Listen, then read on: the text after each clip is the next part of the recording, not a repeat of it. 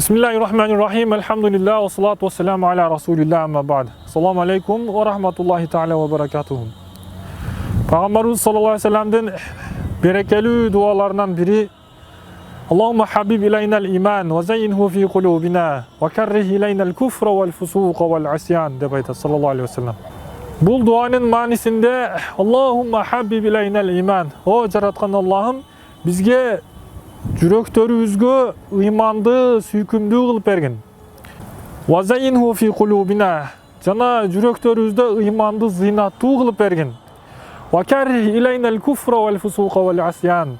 Жүрөктөрүбүзгө капырлыкты, ошондой эле өзүңө күнөөкөр боло турган амалдардын бардыгын жек көрсөтүп бергин. Алла Таала бизге исламда парыз кылып берген амалдарды сүйүү бул ыймандын негизинен болот. Парыз амалдарды, намаздарды, орозолорду, зекеттерди, хаж амалдарын, мындан тышкары дагы Алла Таала буйруган амалдарды баарын сүйүп аткаруу бул ыймандын негизинен. Ошондой эле Алла Таала кайтарган жана арам кылган амалдарды жек көрүү бул дагы ыймандан болот.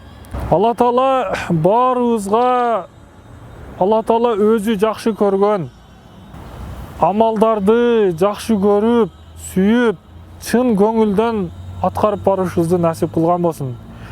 Алла Таала баарыбызга өзү ыраазы болбогон, Алла Таала өзү жек көргөн амалдарды жек көрүп, алыс болып жашап барышыбызды насип кылган болсун.